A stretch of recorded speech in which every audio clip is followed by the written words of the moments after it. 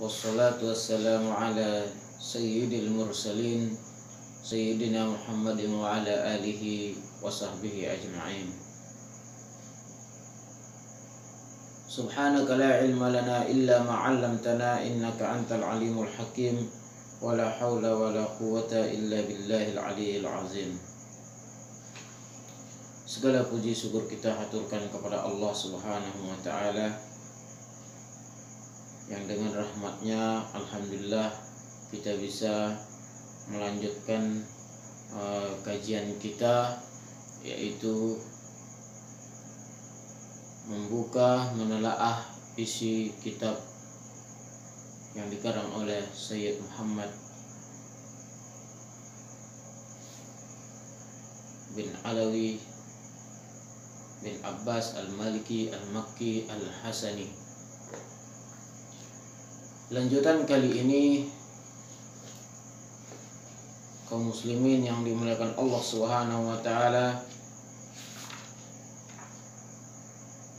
di mana kita menjelaskan pada pertemuan sebelumnya, yaitu yang terakhir, yaitu betapa banyak ulama-ulama dunia yang sangat mengagumi, sangat setuju dan sangat mendukung apa yang ada di dalam kitab ini. Maka begitu banyak takrizat, kata sambutan, baik berupa syair-syair yang mereka tulis. Di antaranya adalah sambutan atau takriz dari Al-Allamah Muhaddis Muhaqqih Al-Faqih Syekh Muhammad As-Sazili An-Nafir. Kemudian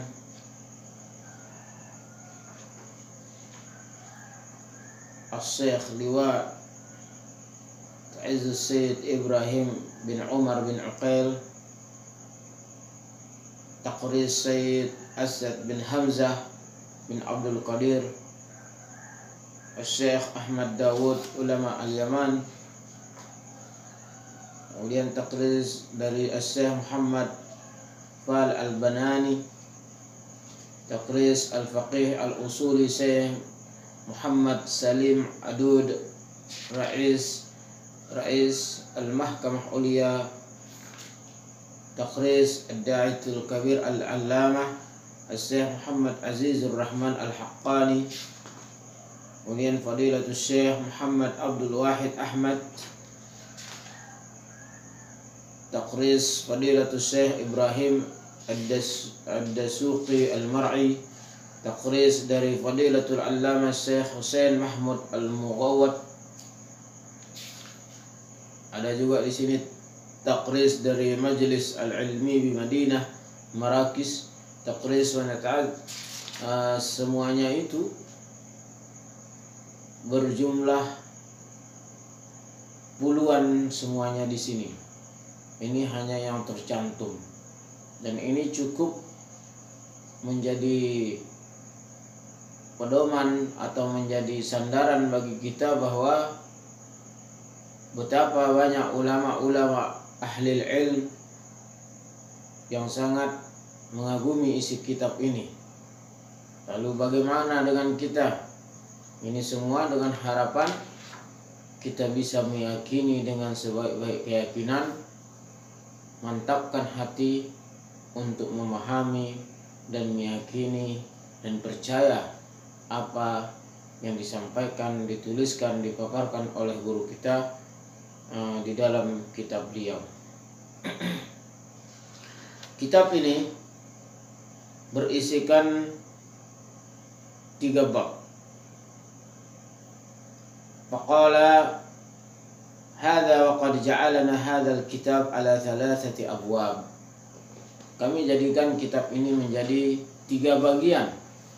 Bagian pertama, mabahisun fil aqidah, berbicara tentang aqidah. Wa fiha bayanu fasadi maqayisil takfir wa tadlil al-yawm. Di dalam bab aqidah ini akan berbicara tentang keterangan bahwa rusaknya sebuah kiasan atau perbandingan yang berkisaran antara kata-kata takfir, mengkafirkan, wa tadlil, menyesatkan, al-yaum, pada zaman ini. Al-yaum maksudnya pada masa ini, di mana kita semua menyadari, di mana-mana banyak kita dengar sedikit-dikit ada kelompok yang mengatakan bagi kelompok yang lain mereka sesat, mereka kafir, mereka keluar dari tauhid, keluar dari ahlus sunnah. Banyak kita dengarkan seperti itu. Maka dalam kitab ini akan dibahas perkara-perkara yang berkaitan tentang at-takfir wa tadlil, menganggap orang lain kafir atau menganggap orang lain sesat. Wal babu tsani mabahitsun nabawiyah. Bab kedua yang ada dalam kitab ini adalah kenabian. Wa fiha khasa'isun nabi sallallahu alaihi wasallam. Di dalamnya akan dibahas kekhususan Rasulullah sallallahu alaihi wasallam. Maziyah dari Rasulullah sallallahu alaihi wasallam. Wa haqiqatun nubuwah, hakikat daripada kenabian. Wa haqiqatul basyariyah, hakikat dari jasad yang berupa seperti nampaknya beliau Rasulullah sallallahu alaihi wasallam, yaitu sama seperti kita manusia biasa. Hakikatnya seperti apa? Wa mafhumut tabarruki bin Nabi sallallahu alaihi wasallam. Dan pembahasan di dalam nubuwah ini, bab nubuwah nanti akan dibahas juga tentang apa yang dipahami, apa maksud yang kita kenal dengan tabarruk dengan Nabi sallallahu alaihi wasallam, wa atharihi, atau bertabarruk dengan peninggalan Rasulullah sallallahu alaihi wasallam. Lalu pembahasan yang ketiga yaitu mabahitsun mukhtalifah, pembahasan yang berbeda-beda. Wa fiha bayanul hayatil barzakhiyah, di dalamnya akan dibahas tentang kehidupan alam barzakh. Wa masru'iyyatiz ziyaratin nabawiyah, dan pembahasan tentang disyariatkannya berziarah kepada atau ke tempat-tempat di mana di sana ada makam Rasulullah dan nabi-nabi yang lainnya. Wa ma yata'allaqu biha minal athari wal masyahid wal munasabatid diniyah, dan apa yang terkait dengan athar, bekas-bekas peninggalan, wal masyahid, saksi-saksi bisu, wal munasabatid diniyah, dan segala perkara yang terkait atau ada kaitannya dengan agama.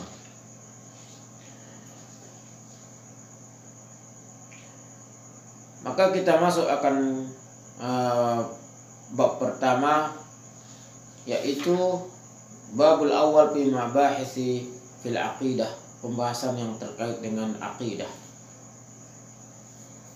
Dalam halaman 81 yang berjudul At-Tahdhiru minal mujazafati bitakfiri, yaitu tegahan atau perintah untuk berhati-hati minal mujazafati bitakfir, yaitu agar kita berhati-hati di dalam melontarkan kata-kata atau ucapan, bahkan apalagi kalau itu sampai dari hati, ketika kita akan menganggap kafir atau menganggap sesat terhadap sesama kita. Di sini artinya tahzir, peringatan keras bagi orang yang suka mengkafir-kafirkan orang lain atau menyesatkan kelompok-kelompok lain yang tidak sepaham. Beliau berkata di dalam kitabnya, "Yakhti'u katsirun minan nas aslahahumullah." Sungguh banyak salah dari berbagai macam kelompok atau orang-orang, semoga Allah meluruskannya. Fi fahmi haqiqatil asbab allati takhruju sahibuha an dairatil Islam. Banyak orang-orang keliru ketika memahami hakikat sebab-sebab di antara orang-orang yang bisa dikatakan keluar daripada Islam, atau sebab-sebab orang akan dianggap keluar dari Islam. Wa tujibu alaihi hukmul kufri. Jadi banyak di antara orang-orang terlalu terburu-buru salah memahami apa sebenarnya sebab-sebab sehingga orang itu bisa dianggap kafir, bisa dianggap keluar daripada Islam. Fatarahum yusari'una ilal hukm. Maka engkau akan melihat betapa banyak orang terburu-buru, terlalu cepat mengambil kesimpulan bil kufri limujarradatil mukhalafah, terlalu cepat menganggap orang lain atau kelompok lain kafir, keluar dari Islam hanya karena berbeda pendapat. Hatta lam yabqa minal muslimin ala wajhil ard illa al-qalil.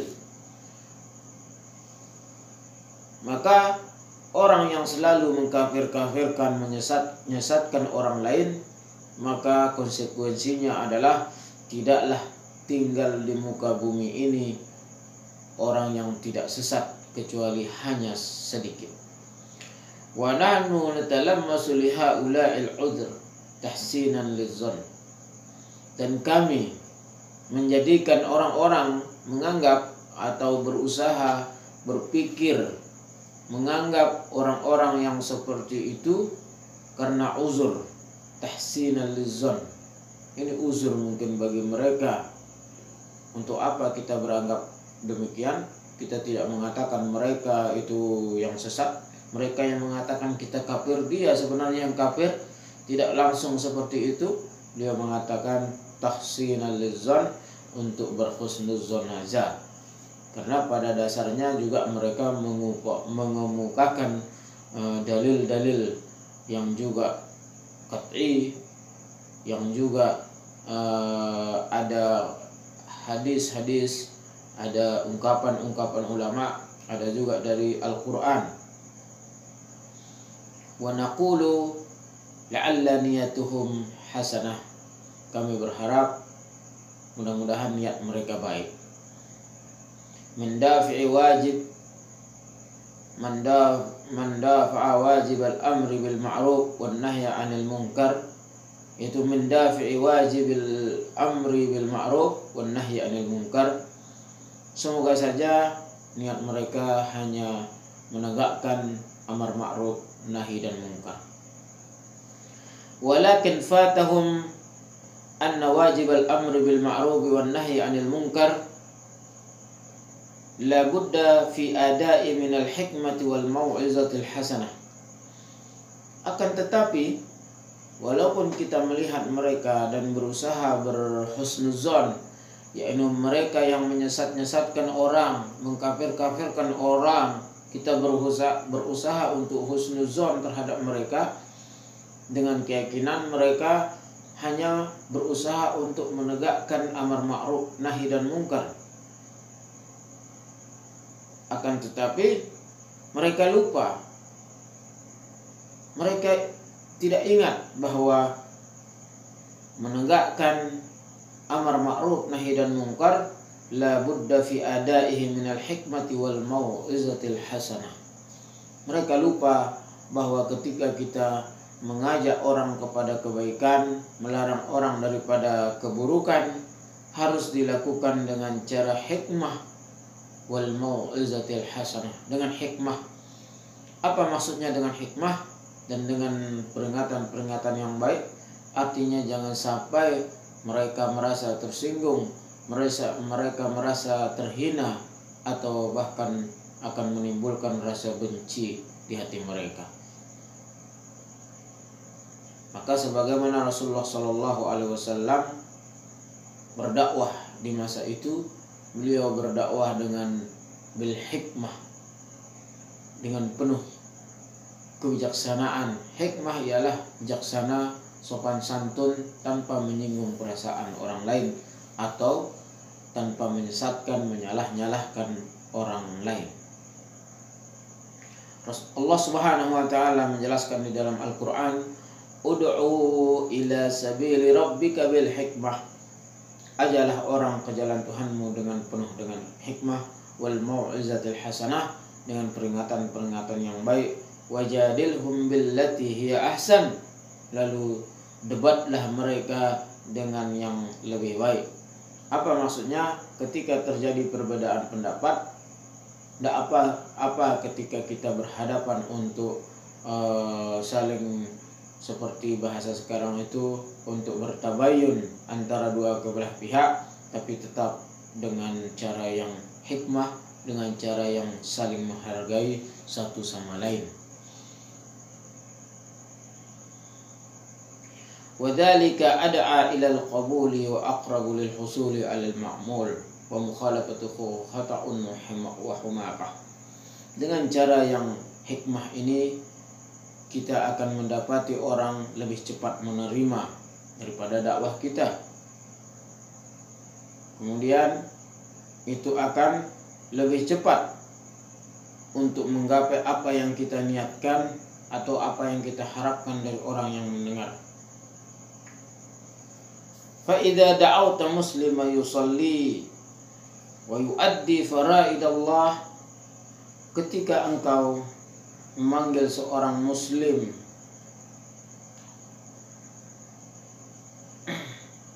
atau menyebut orang muslim yang sholat, selama dia Islam sholat, wa yuaddi faraidallah, dan dia melaksanakan perintah-perintah Allah Subhanahu wa taala.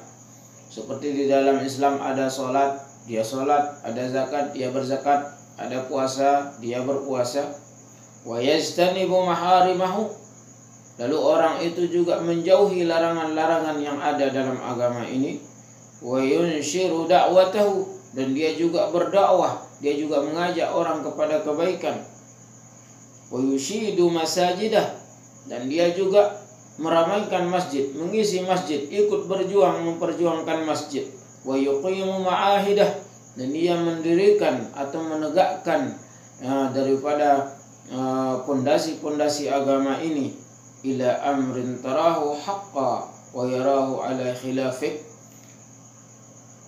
engkau menganggap orang yang Islam, lalu dia juga sholat, dia juga melaksanakan kewajiban-kewajiban dalam agama, lalu dia meninggalkan juga perkara-perkara yang diharamkan dalam agama, dia memakmurkan, membantu perjuangan-perjuangan di masjid, lalu engkau katakan dia kepada sesuatu yang menurut engkau benar. Wa yarahu wa ala khilafik, sementara orang itu menganggap tidak benar, atau sebaliknya dia menganggap benar sementara engkau menganggap tidak benar. Warra'yu fihi bainal ulama'i mukhtalif qadiman iqraran wa inkara, sementara perkara itu sudah terjadi ikhtilaf antar ulama, baik ulama itu yang dulu atau yang sekarang, iqraran wa inkaran, baik itu ulama menetapkan hukum itu atau ditolak. Falam yutawi'aka fi ra'ika far, lalu semuanya itu tidak bisa masuk di akal pikiranmu.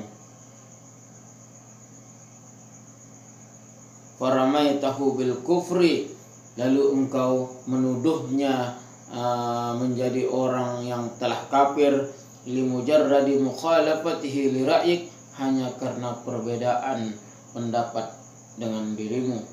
Faqad qarafat uzmatun qara wa ataita amran idda nahakallahu an. Maka ketika engkau menganggap, menuduh orang yang sholat, orang yang zakat, orang yang melaksanakan agama ini dengan baik, orang yang meninggalkan larangan-larangan dalam agama ini dengan baik, lalu engkau tuduh bahwa dia itu kafir hanya karena kalian berbeda pendapat, maka sesungguhnya engkau telah mendatangkan perkara yang sangat hina. Wada'aka ilal akhdhi fihi bil hikmati wal husnah, sesungguhnya Allah dan Rasulnya mengajak engkau untuk berdakwah, untuk bermuamalah atau untuk bergaul sesama kamu dengan hikmah dan kebaikan, bukan dengan cara saling mencaci, saling menyesatkan, saling menghujat. Qala al-allamah Imam Sayyid Ahmad Masyhur Al-Haddad, berkata al-allamah Imam Sayyid Ahmad yang dikenal dengan Imam Al-Haddad, wa qad aqada al-ijma'u ala man'i takfir ahadi min ahli al-qiblah. Jadi al-allamah Imam Sayyid Ahmad yang masyhur dikenal dengan Imam Ahmad, Imam Al-Haddad, beliau mengatakan wa qad aqada al-ijma'u ala man'i takfir ahadi min ahli al-qiblah. Sesungguhnya menjadi ijma' ulama tentang tidak bolehnya atau dilarangnya kita mengkafirkan ahli kiblah. Maksudnya ketika orang itu sholat, maka kita tidak bisa mengkafir-kafirkan atau menyesat-nyesatkannya. Illa bima fihi fi nafis sani'il qadir jalla wa ala.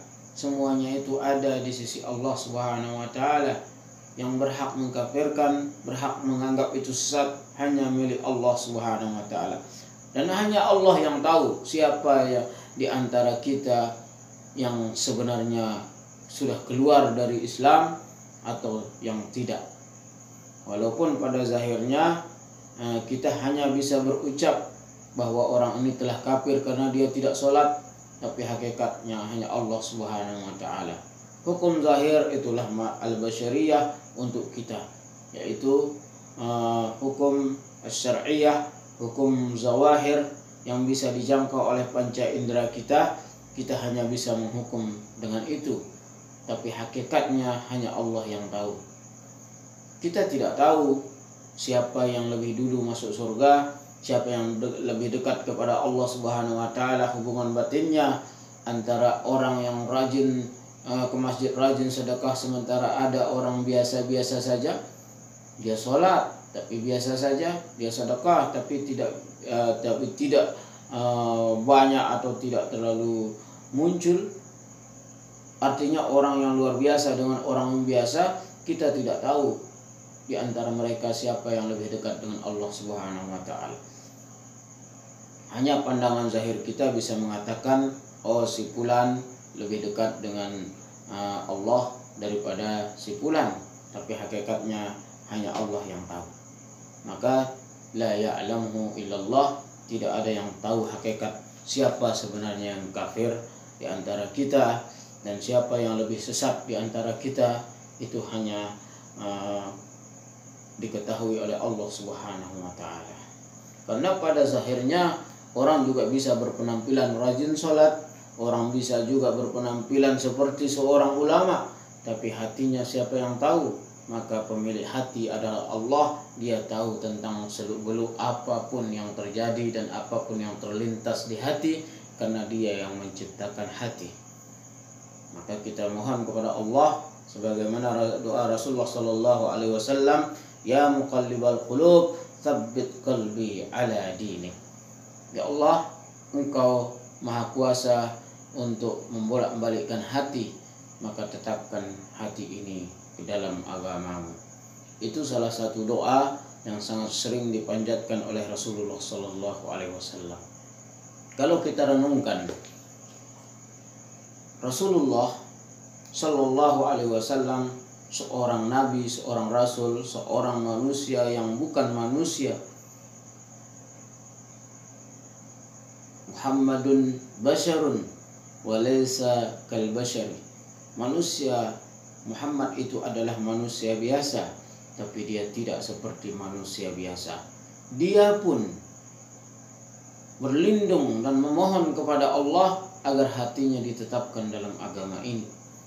Artinya apa? Seorang rasul yang hatinya sudah digenggam, sudah dicap, sudah dibersihkan oleh Allah Subhanahu wa taala, masih berlindung daripada godaan-godaan yang akan membuat hatinya melenceng dari Allah Subhanahu wa taala.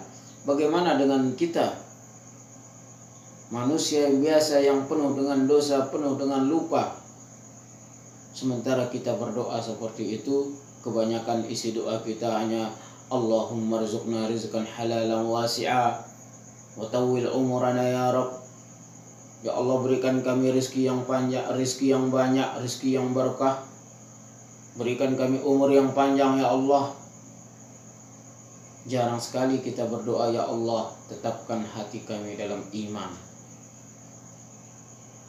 Nah, maka di kesempatan ini mari kita mendawamkan diri kita, usahakan doa ketetapan hati untuk dalam iman ini, amalkan, jangan pernah ditinggalkan di setiap doa kita.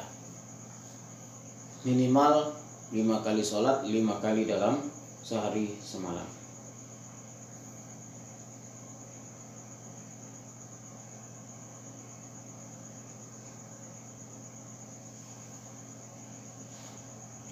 Illa bima fihi naqus sawa'i aw syirkun jaliyun la yahtamil ta'wil. Al-Allamah Imam Sayyid Ahmad Al-Masyhur dengan Imam Al-Haddad mengatakan bahwa sepakat ulama tidak boleh mengkafirkan orang lain selama dia itu termasuk dalam ahlil kiblah. Arti kiblat kita sama, Quran kita sama, Tuhan yang kita sembah sama, Al-Quran yang kita baca dan pegang hukumnya sama, Nabi yang kita dengar ungkapannya, yang kita jalani, kita mengambil hukum dari sabda-sabdanya, Nabi kita sama, semuanya sama. Kita tidak boleh mengkafirkan kecuali dengan burhan, dengan bukti yang nyata. Dia mengaku Islam tapi jelas dia tidak sholat, baru.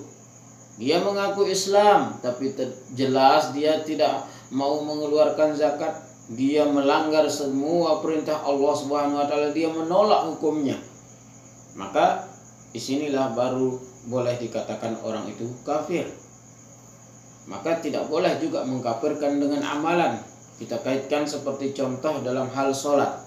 Ketika orang sholat, kita tidak berani mengatakan bahwa dia itu kafir hanya karena meninggalkan sholat, meskipun ada hadis yang menjelaskan barang siapa yang meninggalkan sholat dengan sengaja maka dia kafir. Man tarakas sholata 'amidan faqad kafar. Barang siapa yang meninggalkan sholat dengan sengaja maka dia telah kafir. Walaupun zahir hadis seperti itu, kita tidak bisa serta-merta langsung menganggap orang itu kafir. Karena sepakat juga para ulama mengatakan ada orang meninggalkan sholat karena malas, ada orang meninggalkan sholat karena sibuk, ada orang sholat meninggalkan karena tidur, banyak. Lalu hadis itu menunjukkan yang mana? Hadisnya umum, barang siapa yang meninggalkan sholat dengan sengaja maka dia kafir. Kalau hadis ini berlaku tanpa ada pengecualian, berapa banyak orang yang akan kafir, keluar masuk Islam tiap hari. Karena banyak di antara kita sibuk sehingga lupa sholat. Banyak juga orang tidur, bangun jam 9 pagi, dia tidak sholat subuh.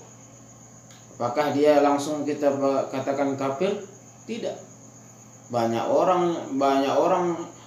juga orang sholat karena dia lupa tentang waktu. Udah siang jam 12, jam 1 udah masuk waktu zuhur. Dia kirain masih jam 7. Tahu-tahu azan maghrib. Berapa waktu yang ditinggalkan? Apakah kita anggap itu kafir? Maka tidak. Berarti hadis itu secara umum dan tidak menafikan nanti ada pentakhsisan, penghususan atau pengecualian. Maka sekali lagi, dengan melihat orang di antara kita ada yang tidak sholat, kita tidak berani mengatakan dia kafir, karena kita tidak tahu alasannya seperti apa. Maka berkata para ulama, orang yang meninggalkan sholat karena lupa, apalagi karena tertidur, apalagi karena dia nggak ingat sama sekali, Maka berbeda dengan orang yang tidak mau sholat memang karena dia nggak mau. Itu beda hukumnya. Dia yakini itu kewajiban, tapi dia malas, dia enggan. Dia merasa enjoy saja. Bahkan mungkin nanti seketika saya sudah tua saya akan rajin sholat. Nanti berbeda lagi hukumnya dengan orang yang mengingkari hukum sholat itu.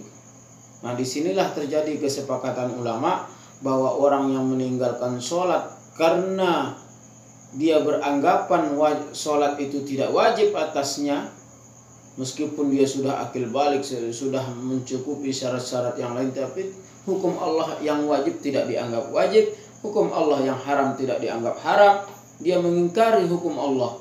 Disinilah letak orang itu akan dianggap kafir.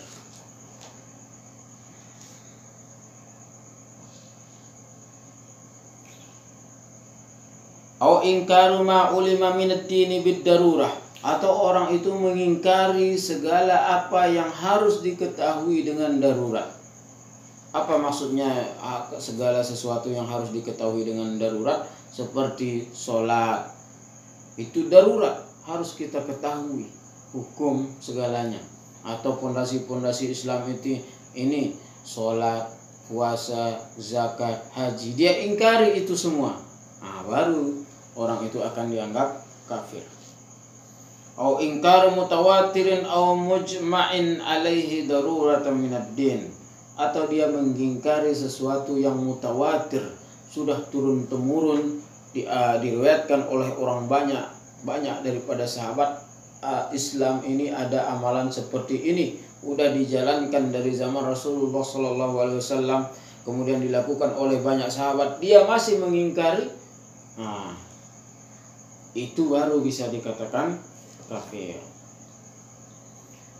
Wal ma'lum minad darurah kat tauhid, dan juga yang harus diketahui misalnya yang darurah, termasuk darurat untuk diketahui yaitu tauhid, keesaan Allah Subhanahu wa taala. Kita ingkari itu, baru kita akan bisa dianggap kafir.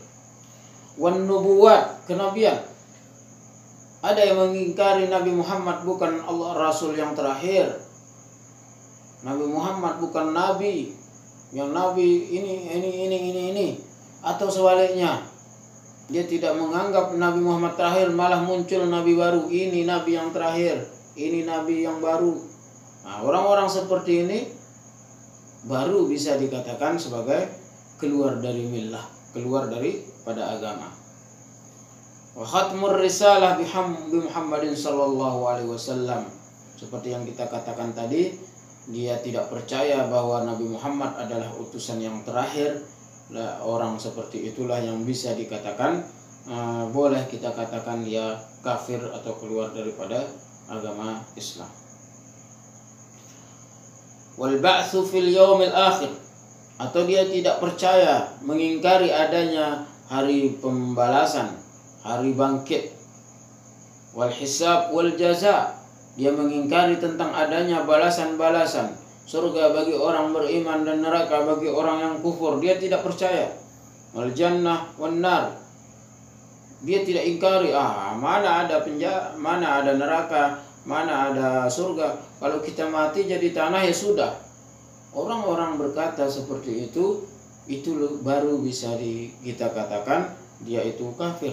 Bukan hanya sekedar dia zikiran, dia berbeda khilaf antara di masalah tabarukan, khilaf dia bertawassul, dia berzikir dengan selawat yang tidak ada dari asal kalimatnya itu bukan dari Nabi, bukan.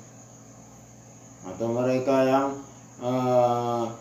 melakukan takziah 9 malam, bukan itu.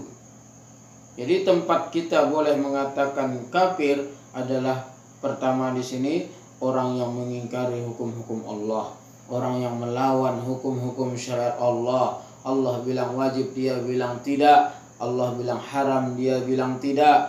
Allah bilang wajib sholat, dia mengingkari kewajiban itu. Allah menyebutkan adanya surga neraka, dia tidak percaya. Allah menyebutkan, menerangkan bahwa Rasul terakhir adalah Muhammad, dia katakan tidak.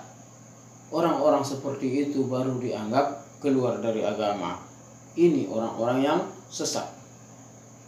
Lalu dia tidak percaya dengan hari kiamat, dia tidak percaya dengan siksa kubur dan segalanya. Orang-orang seperti itu baru boleh kita katakan kafir.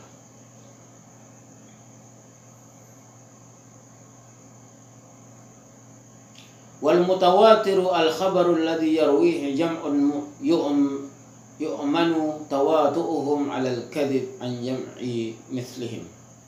Yang dimaksud dengan mutawatir, orang yang mengingkari mutawatir, orang ini baru boleh dikatakan kafir. Apa itu mutawatir?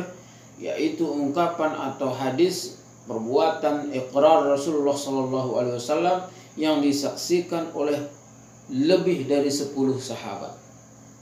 Banyak sahabat, yang dimana banyaknya itu sudah sangat tidak memungkinkan untuk mereka berbohong. Maka itu disebut dengan hadis mutawatir. Imma minal isnad, imma yang banyak itu dari sanadnya, saking banyaknya yang meriwayatkan hadis itu. Seperti hadis man kadzdzaba alayya muta'ammidan falyatabawwa maq'adahu minan nar. Barang siapa yang berbohong atas namaku, sabda Rasulullah SAW, maka bersiaplah bahwa dia akan memiliki tempat duduk dari api neraka. Hadis ini merupakan contoh hadis mutawatir dari segi isnad. Terlalu banyak yang meriwayatkan hadis itu. Wa imma min haitsu tabaqah katawatirul Quran. Adapun dari segi isnad tadi banyaknya orang yang merawikan. Ada yang dari segi tawatiru at-tabaqah, mutawatir dari segi tabaqah, seperti mutawatirnya Al-Quran.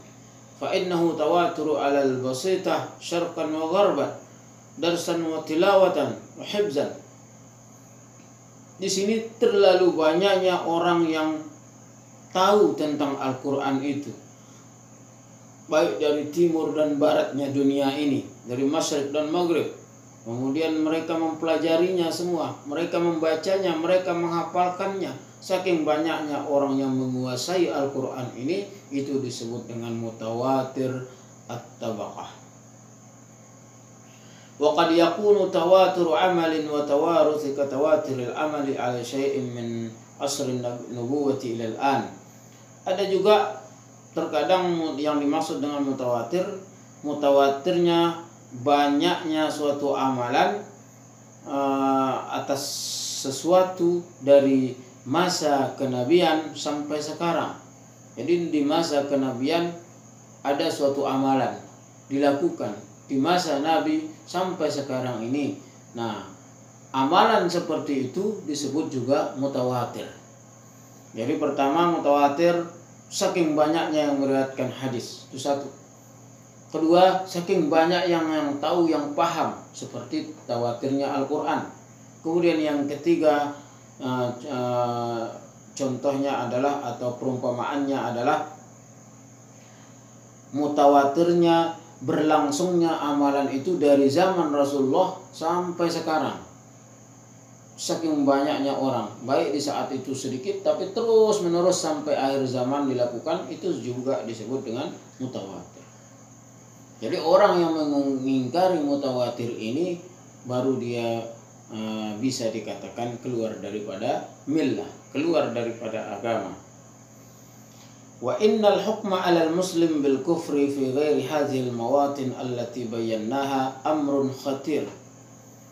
Ketahuilah bahwa sesungguhnya mengkafirkan, menyesatkan orang lain bukan dengan alasan yang kita sebut tadi, yaitu dia bukannya tidak sholat, dia bukannya mengingkari hukum Allah, dia bukannya tidak percaya kepada hari kiamat, dia bukannya orang-orang yang mengingkari kenabian, dia bukan orang yang tidak percaya kepada azab kubur, siksa, balasan surga dan neraka. Dia percaya semuanya itu.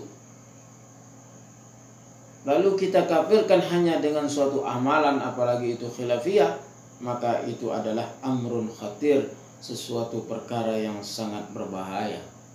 Maka kita akan terkena dengan sabda Rasulullah, Man kaffara akhahu fahuwa kafar. Orang yang mengkafirkan saudaranya, dialah yang kafir. Atau kama qala sallallahu alaihi wasallam. Sebagaimana di dalam hadis, idza qala ar-rajulu li akhihi, ketika orang berkata kepada saudaranya, ya kafir, wahai engkau kafir, faqad ba'a biha ahaduhuma, maka salah satunya benaran dia kafir, maka dia yang kafir. Wala yasihhu sudurahu illa mimman arafa binuri syariah madakhilal kufri wa makharijahu wal hududal fasila bainal kufri wal iman fi hukmi syariatil ghara. Maka tidak bisa keluar kata-kata kafir ini kecuali dari orang yang benar-benar menguasai syariat-syariat Islam dan dia mengetahui pintu-pintu masuk, dari mana orang baru masuk berjalan baru bisa dikatakan masuk kepada kekafiran, wa makharijahu atau jalan keluarnya, wal hudud batas-batasan pembeda-pembeda antara kafir dan Islam dia harus kuasai. Baru dia akan berhak untuk memvonis saudaranya kafir. Itu dengan bukti-bukti yang dibolehkan dan dibenarkan oleh syariat. Sekali lagi, mengkafirkan, menyesatkan orang tidak karena amal, tapi karena akidah. Pertama, dia meyakini yang diwajibkan oleh Allah tidak wajib. Dia meyakini hukum-hukum Allah itu tidak ada sebenarnya. Dia tidak percaya kepada hari kiamat. Dia tidak percaya kepada adanya siksa kubur, tidak percaya adanya surga neraka, dan dia tidak percaya bahwa Rasulullah SAW adalah utusan terakhir. Orang-orang seperti ini yang boleh kita cap mereka kafir, mereka sesat. Selama dia sholat, selama dia termasuk ahlul qiblah, Tuhan yang dia sembah adalah Allah. Al-Quran yang dia sebagai pedoman hukumnya yang dia baca adalah Al-Quran. Nama Rasulullah yang terakhir di hati mereka adalah Muhammad. Dia percaya kepada hari kiamat, percaya kepada surga neraka, maka tidak ada alasan kita untuk mengkafirkan.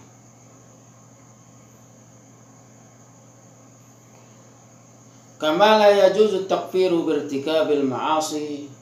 Sebagaimana juga tidak boleh kita menganggap orang kafir hanya mereka irtikabul ma'asi, mereka terjerumus atau terlibat dalam perbuatan dosa.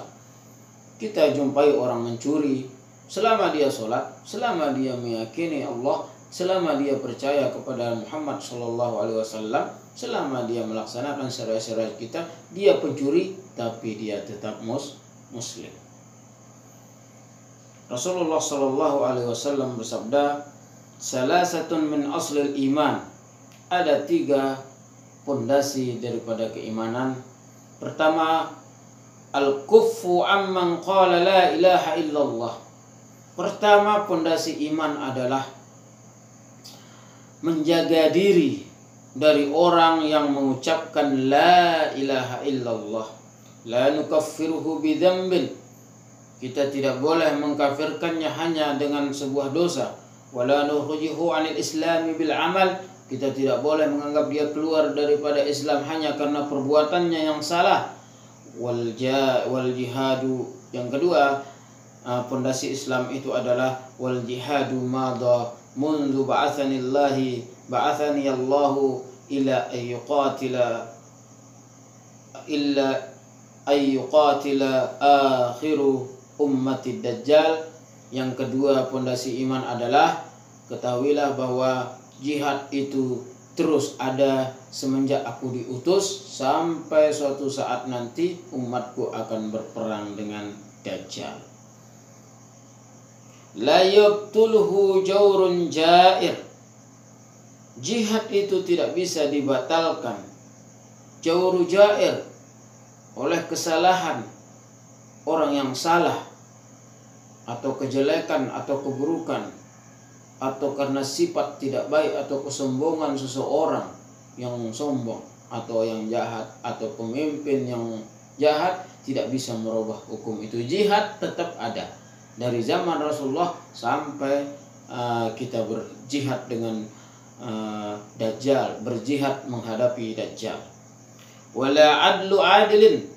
Tidak juga orang bisa membantah tentang jihad hanya karena dengan keadilannya. Wal imanu bil aqdar. Yang ketiga adalah pondasi iman, percaya kepada takdir-takdir Allah Subhanahu wa taala. Jadi 3 pondasi iman. Yang pertama, tidak mengkafirkan orang ahlul kiblah, tidak mengkafirkan, menyesatkan orang-orang yang mengucapkan la ilaha illallah. Yang kedua, mereka meyakini bahwa jihad tetap ada, tidak bisa diputus, tidak bisa dihalangi oleh seorang yang jahat ataupun seorang yang mengatasnamakan kebaikan. Lalu yang ketiga adalah beriman, percaya kepada takdir-takdir Allah Subhanahu wa taala. Itu pondasi iman. Bayangkan saudara bahwa pondasi yang pertama dalam sabda Rasulullah SAW adalah menjaga diri dari menghina atau menyesatkan, bahkan apalagi sampai mengkafirkan orang yang melafazkan atau ahli la ilaha illallah. Itu pondasi yang pertama. Berarti dia sangat menduduki posisi yang terdepan perkara itu. Wa kana al-Imam al-Haramain yaqulu lana. Imam Haramain berkata, "Fassilu ma yaqtadi at-takfir min al-ibarat mimma la yaqtadi. La qulna hadha tam'un fi ghairi mutmain." Andainya ada orang mengatakan, "Wahai Imam, jelaskan kami dengan jelas sedetil-detilnya apa yang menyebabkan orang bisa menjadi kafir." Maka kami akan menjawab, "Hadza tam'un fi ghairi mutma'in." Ini perkara di luar sesuatu yang sangat tidak mungkin, sesuatu yang sangat berat. Fa inna hadza ba'idul mudrik. Ini sangat sulit untuk dijangkau. Wa arrul maslak, membutuhkan jalan tempuh yang sangat jauh, panjang, lama. Yastamaddu min usulit tauhid, di mana orang harus benar-benar berpegang kepada usul tauhid, asal-asal ketuhanan, hakikat daripada tauhid, hakikat daripada keimanan hati kita kepada Allah Subhanahu wa taala. Wa man lam yuhid ilman bi nihayatil haqa'iq, orang yang belum sampai kepada ilmu puncak daripada hakikat, lam yatahassal min dalailit takfiri alal watha'iq, dia belum bisa akan mencapai dalil-dalil dan bukti-bukti untuk bisa mengatakan orang lain kafir. Artinya, kalau Imam Haramain ditanya orang yang bagaimana baru kita bisa katakan kafir, Imam Haramain menjawab itu sangat berat. Orang yang bisa menganggap atau mengecap atau mengucapkan kepada saudaranya kafir, orang yang benar-benar sudah sampai kepada puncaknya hakikat. Artinya dia tidak hanya kenal dengan hukum Allah yang ada di kertas, yang ada di Al-Quran, yang ada di segala macam, yang berupa benda yang bisa kita lihat, bisa kita baca, hadis-hadis Rasulullah bisa kita baca, Al-Quran bisa kita baca. Tapi di samping itu orang yang mencapai puncak hakikat adalah orang yang seperti bahasa ahli sufi, mereka menyatu dengan Tuhan. Bukan menyatu badannya, tapi hubungan spiritual, hubungan hati sudah menyambung kepada Allah Subhanahu wa ta'ala.